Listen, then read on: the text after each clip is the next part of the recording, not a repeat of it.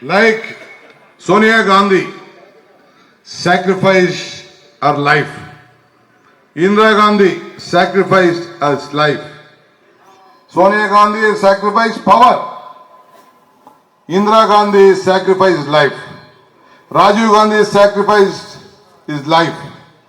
Today our Rama, my sister, sitting you, she lost her husband for the sake of the unity of this state. To give strength to all of you, we all should join in to support us. Give her a big strength that tell that yes, we are behind you. You should be with a part of this nation pride. നമ്മുടെ നേതാക്കന്മാർ അങ്ങനെയാണ്. അവർ സ്വാർത്ഥം കൊണ്ട് നടക്കുന്നവരല്ല. അവർ പൊതുഹിതത്തിന് വേണ്ടി, പൊതു നന്മയ്ക്ക് വേണ്ടി അവരുടേതായത് പലതും ബലിയർപ്പിക്കുന്നവരാണ്. ഇന്ദിരാഗാന്ധി ബലിയർപ്പിച്ചു സ്വന്തം ജീവൻ. രാജീവ് ഗാന്ധി ബലിയർപ്പിച്ചു സ്വന്തം ജീവൻ. സോണിയാഗാന്ധി ബലിയർപ്പിച്ചു തനിക്ക് ലഭിച്ച അധികാരം. ഇങ്ങനെ ബലിയർപ്പിച്ചുകൊണ്ടാണ് അവർ പൊതുഹിതത്തിന് വേണ്ടി, പൊതു നന്മയ്ക്ക് വേണ്ടി, രാഷ്ട്രത്തിന് വേണ്ടി നിലകൊണ്ടിട്ടുള്ളത്. അതുപോലെ ഇതാ ഈ വടകരയിൽ എന്റെ പെങ്ങൾ, നമ്മുടെ പെങ്ങൾ രാജ്യത്തിന് വേണ്ടി അവർ വഹിച്ചിട്ടുള്ള ത്യാഗം, അവർ നടത്തിയിട്ടുള്ള, അവർ സഹിച്ചിട്ടുള്ള ബുദ്ധിമുട്ടുകൾ, പ്രയാസങ്ങൾ, രമയുടെ ആ ത്യാഗത്തിന്റെ പിന്നിൽ ഞങ്ങളുണ്ട് എന്ന് ഒറ്റക്കെട്ടായി വടകരക്കാരെ നിങ്ങൾ ഉറച്ചു നിന്ന് പറയണം. അവരെന്ന് വലിയ ഭൂരിപക്ഷത്തോടെ അവരുടെ പിന്നാലെ അണിചേരണം എന്നാണ് എനിക്ക് അഭ്യർത്ഥിക്കാനുള്ളത്. I have come with a folded hand to all your feet. I am telling you, you give us opportunity to bring an UDF government. We will create jobs. We will solve the unemployment problem. We will give you dignity. We will give a good governance. We will give a corruption-free government in this state.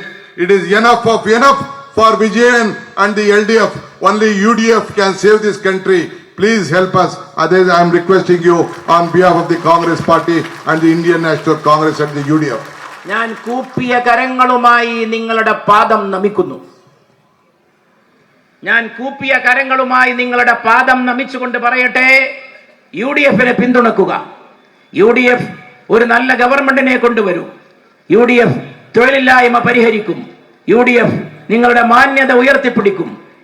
ഈ സംസ്ഥാനത്തിലെ ജനങ്ങളുടെ അന്തസ്സ് നിലനിർത്തിക്കൊണ്ട് മുന്നോട്ട് പോകുന്ന അഴിമതി രഹിത ഭരണത്തിന് UDF പൂർണ്ണമായിട്ടുള്ള സംവിധാനം നിങ്ങളുടെ മുമ്പാകെ സമർപ്പിക്കും. ഇത്രയും പറഞ്ഞുകൊണ്ട് ഞാൻ വീണ്ടും എന്റെ സഹോദരങ്ങളോട് UDF-നെ പിന്തുണക്കണമെന്ന് വണക്കമായി അപേക്ഷിക്കുകയാണ്.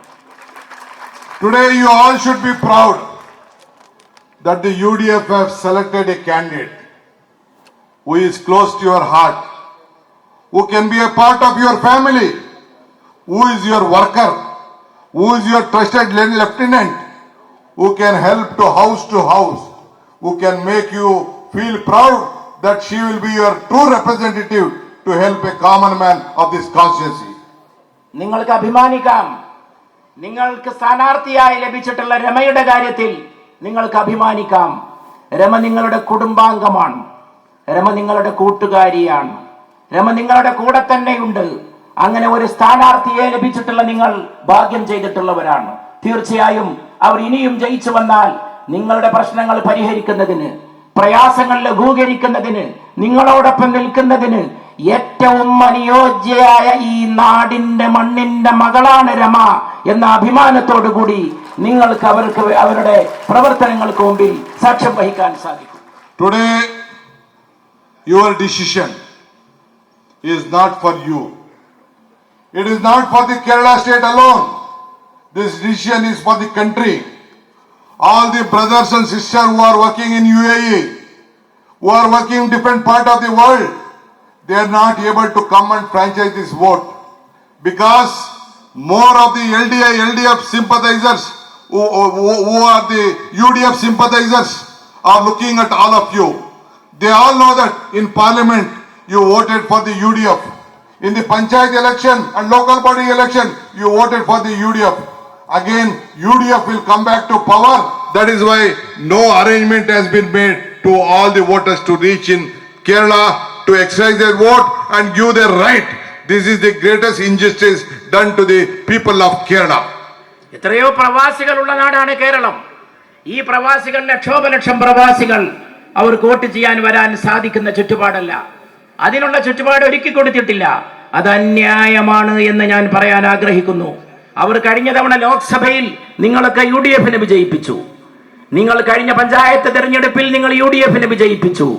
അതുകൊണ്ട് നിങ്ങൾ UDF കേരള ജനങ്ങൾ പിന്തുണക്കുന്നത് എന്നുള്ളത് കൊണ്ടാണ് വ്യാപകമായിട്ട് ഇങ്ങനെയുള്ള സൗകര്യങ്ങൾ ജനങ്ങൾക്ക് നൽകേണ്ടവർ നൽകാതിരിക്കുന്നത് എന്ന് ഞാൻ മനസ്സിലാക്കുകയാണ്. അതുകൊണ്ട് UDF വിജയിപ്പിക്കുവാനുള്ള നമ്മുടെ പ്രവർത്തനങ്ങൾ ഊർജിതമായിരിക്കണം, വ്യാപകമായിരിക്കണം.